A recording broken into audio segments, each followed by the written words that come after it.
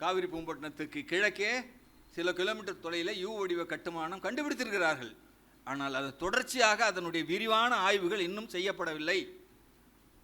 அதனுடைய காலத்தையும் கணித்திருக்கிறார்கள். ஏறத்தாழ ஒரு 11,000 ஆண்டுகளுக்கு முற்பட்டது யூ வடிவ கட்டுமானம். ஆனால் அதற்கான எந்த விதமான முன்னெடுப்பும் முயற்சியும் இதுவரை செய்யப்படவே இல்லை என்பது மிகப்பெரிய கொடுமை. இதையெல்லாம் நாம் என்ன செய்யணும்? பேச வேண்டும். இதை பற்றியெல்லாம் நம்முடைய வரலாற்று அறிஞர்கள் என்ன சொல்லியிருக்கின்றார்கள் என்பதையெல்லாம் நாம் கவனித்து படித்து. இன்னொன்று, நம்ம மன்னரை பற்றி ஒன்று தெரிஞ்சு சொல்ல வேணும். அவர் சொன்னது தான் எனக்கு அதுக்கு முன்னாடியே சொல்லியிருக்காங்க.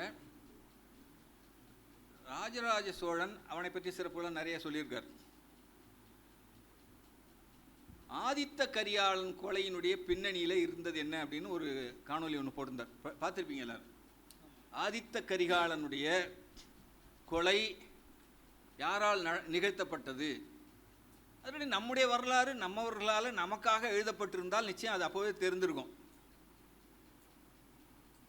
தீவை சதாசிவ பண்டாரத்தார் அவர்கள் தெளிவாக எழுதியிருக்கிறார்கள்.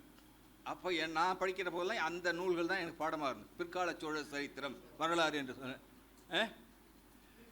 பிற்கால சோழ வரலாறு. ஆனால் K.A. நீலகண்ட சாஸ்திரி அவர் எழுதிய வரலாற்றில் இவனை கொன்றவன் அவனுடைய உறவினான அல்லது ஆதித்த கரிகாலனுடைய கொன்றது உத்தம சோழன் தான். யார் எழுதுறது? K.A. நீலகண்ட சாஸ்திரி. வரலாறு எப்படி திரிக்கப்படுகிறது பாருங்க. அவருக்கு அந்த சாஸ்திரிங்கிற பின்னொட்டு ரொம்ப உயர்வை கொடுத்துருக்கும். அந்த காலத்தில் சரி, இந்த காலத்தில் சரி. பண்டாரத்தார் என்பது ரொம்ப சாதாரணமாக நினச்சிருப்பாங்க. ஆனால் உண்மையிலேயே பண்டாரத்தார் தான்.